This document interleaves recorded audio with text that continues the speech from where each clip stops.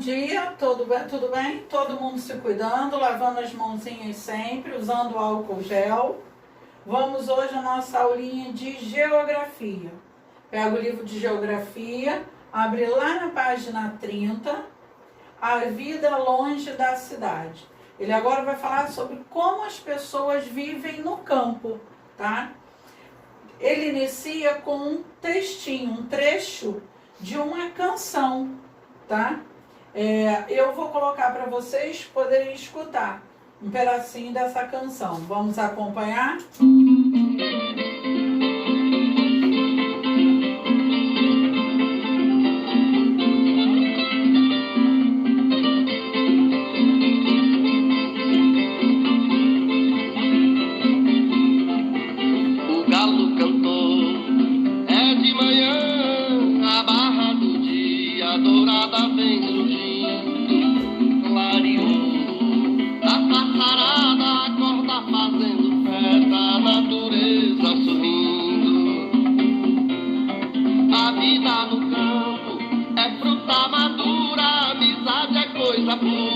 É mel no coração, gado no curral, cuscuz com leite, café com queijo. Eu gosto é de um requeijão. Vou lhe falar, não troco essa vida por nada desse mundo, não saio desse lugar. Quando é meio-dia, a cigarra enche o mundo de som. Na maior alegria, anoitecer. Na prosa do compadre, o bezerro foi a onça quem comeu. A vida no campo é fruta madura, amizade é coisa pura, é mel no coração. Gado no curral, cuscuz com leite, café com queijo. Eu gosto é de um requeijão. Vou lhe falar, não troco essa vida por nada desse mundo, não saio desse lugar. Aí agora nós escutamos a letrinha da música e vamos conversar. Como é a vida no campo? Né? Pelo que ele falou aí na música. É tranquila, cercada pela natureza, por animais, alimentação saudável, não é? Aí vocês, depois eu vou dar um tempinho, vocês vão responder 1, 2 e 3, de acordo com o texto. Lá no número 3, ele fala do eu poético. O eu poético da canção é quem escreveu a letra da canção, tá? A pessoa que escreveu essa canção, ela diz que ela não troca a vida no campo por nada desse mundo. Por que será que ela não troca a vida do campo? Vamos lá no 51 agora. Ele continuou falando sobre a vida no campo. Ó. Atualmente no Brasil, a maioria das pessoas vivem em cidades, mas nem sempre foi assim. No passado, a população que vivia no campo era maior. Lá antigamente, tá? O campo, a população do campo era maior do que a população da cidade. De acordo com os dados de 2010 do Instituto Brasileiro de Geografia e Estatística, IBGE, menos de 20% da população vive no campo. Então agora, atualmente, de 2010 para cá, tá? Que foi a pesquisa feita, foi comprovado que a população da cidade hoje é maior do que a população do campo. Como é o modo de vida no campo? Como são as paisagens do campo? E quais são as diferenças entre o campo e a cidade?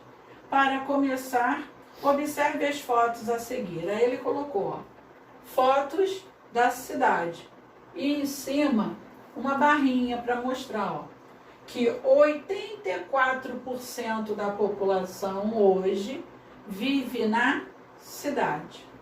E embaixo ele colocou fotos do campo, né, da vida no campo. E a barrinha mostrando que apenas 16% da população brasileira hoje vive no campo.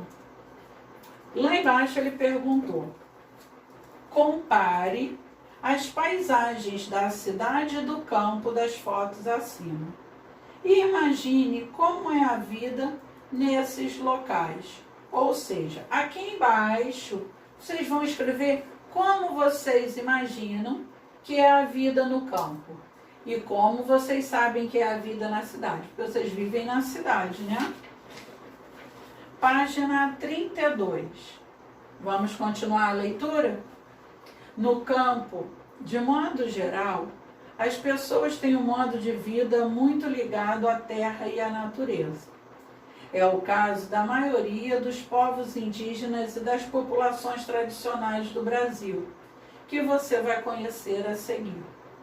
A natureza está na base das suas manifestações religiosas, culturais, artísticas e de suas atividades econômicas. Uma das características desses povos é a transmissão oral de conhecimento de geração em geração. Ou seja, nesse parágrafo ele está mostrando o quê? Que os povos que nós vamos estudar a seguir, eles dependem da natureza para tudo, para se alimentar, tá? Para a manutenção da vida econômica deles, ou seja, eles pegam matéria-prima da natureza, transformam essa matéria-prima em artesanato, em produtos e vão vender para conseguir dinheiro, para poder se manter, para poder sustentar a família, tá? E disse também que lá no campo a transmissão de conhecimentos é passada de geração para geração. Ou seja, meu papai aprendeu lá com o vovô, né, os conhecimentos, e agora ele vai passar para mim e para os meus irmãos. Então o conhecimento veio do vovô, passou para o papai, agora vai passar para o filho, e o filho vai passar para o neto do papai, para o filho do filho, tá? Então é um conhecimento que vai passando de geração para geração. Vamos entender um pouco mais quem são essas populações e onde vivem. Leiam os textos a seguir e observe as fotos.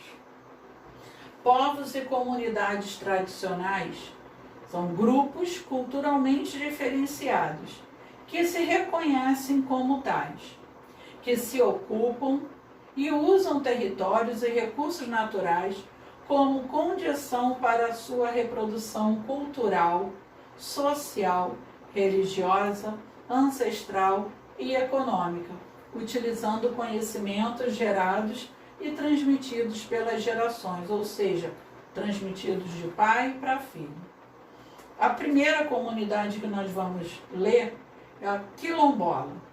A população quilombola é formada por descendentes de africanos que foram trazidos para o Brasil e escravizados.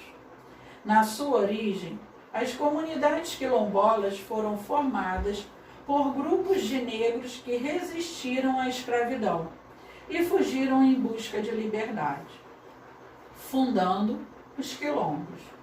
O modo de vida das populações quilombolas está baseado na agricultura de subsistência. O que é a agricultura de subsistência? Eles plantam visando o seu próprio consumo, tá? Eles não plantam visando vender, tá? Eles até vendem uma parte, mas a intenção maior, eles plantam com a finalidade de consumir, de se alimentar. E aquilo que sobra é que eles vão vender. Isso que é a agricultura de subsistência, tá? Ou seja, as pessoas produzem alimentos para seu próprio consumo. Nessas comunidades, são tradicionais as festas que misturam influências negras, indígenas e portuguesas, como a congada e o jongo. Os estados com maior número de terras quilombolas tituladas são o Pará e o Maranhão. Seringueiros. Grande parte da população dos seringueiros é formada por descendentes de nordestinos, que foram para a região da floresta amazônica. Essas pessoas fugiam da seca em busca de melhores condições de vida e trabalho. Os seringueiros vivem da extração do látex da seringueira. O látex dá origem à borracha. Essa borracha que vocês usam para apagar é feita do látex da seringueira, usada pelas indústrias para a fabricação de vários produtos. Os seringueiros também desenvolvem a agricultura de subsistência, ou seja, plantam para o seu consumo. E na época mais chuvosa do ano, muitos trabalham como coletadores de castanhas. O forró é o ritmo de origem nordestina. É muito apreciado pelos seringueiros. Aí ele mostra aqui, ó, a foto do moço, né, extraindo látex da seringueira. Caiçaras. Os caiçaras são as populações que descendem dos indígenas, portugueses e negros. Vivem no litoral brasileiro, principalmente nos estados de Santa Catarina, São Paulo, Paraná e Rio de Janeiro. Seu modo de vida é baseado na agricultura de subsistência, planta para consumir, para o seu próprio consumo, com a mandioca como principal cultivo, na pesca, no artesanato e na extração de recursos de origem vegetal. Algumas comunidades caiçara também vivem do ecoturismo e da produção de espécies em risco, como a palmeira jussara, da qual se obtém o palmito. O que é o ecoturismo? É o turismo na natureza, mas preservando essa natureza, tá? Tendo todos os cuidados para não prejudicar a natureza. As festas caiçara resgatam a influência de seus povos de origem, como o fandango português e a folia do divino e do boi de mamão. Aí ele mostra aqui, ó, os caiçaras de Paraty. Quebradeiras de coco de Babaçu. As quebradeiras de coco são mulheres que vivem da coleta do coco babaçu. As palmeiras babaçu crescem em parte dos estados do Pará, Maranhão, Tocantins e Piauí, e são importantes para a economia desses estados e fonte de renda de inúmeras famílias. Essa atividade é tradicional e passa de mãe para filha. Enquanto trabalham, as mulheres cantam. Seus cantos de trabalho falam da vida, da valorização da mulher, da luta em defesa do seu modo de vida e de trabalho. As quebradeiras de coco também produzem azeite e plantam alguns produtos agrícolas para o consumo familiar. Mas é a venda das sementes de coco babaçu que garante a sobrevivência dessa população. Aí ele está mostrando aqui, ó, a foto da quebradeira de coco de Babaçu, no Maranhão. Aí, de acordo com o que nós acabamos de ler, vocês vão responder 1, 2, 3 e 4. Depois, lá na página 34, pesquise. O povo Munduruku. O povo indígena Munduruku vive na floresta em parte dos estados do Pará e do Amazonas. É um povo de tradição guerreira, com grande riqueza cultural. Suas canções, acompanhadas por flauta, falam sobre o cotidiano, frutos e animais. Os Munduruku praticam a caça e a pesca e cultivam mandioca, banana, batata, cana-de-açúcar e cará. Eles acreditam que os pajés são os curandeiros, tá, das populações indígenas. São responsáveis em manter a natureza em perfeito equilíbrio, que todos devem respeitá-la. Agora, leia a história de Cabá-Darebu, do povo Munduruku. Cabá-Darebu. Meu nome é Cabá-Darebu. Tenho 7 anos e sou do povo Munduruku. Meu povo vive na floresta amazônica e gosta muito da natureza. Mamãe está sempre comigo, brincando, trabalhando na roça, tomando banho. E quando o papai chega da caça ou da pesca, eu corro logo para o colo dele. Às vezes, papai consegue caçar bastante coisa. Macaco, cutia, tatu, paca, capivara.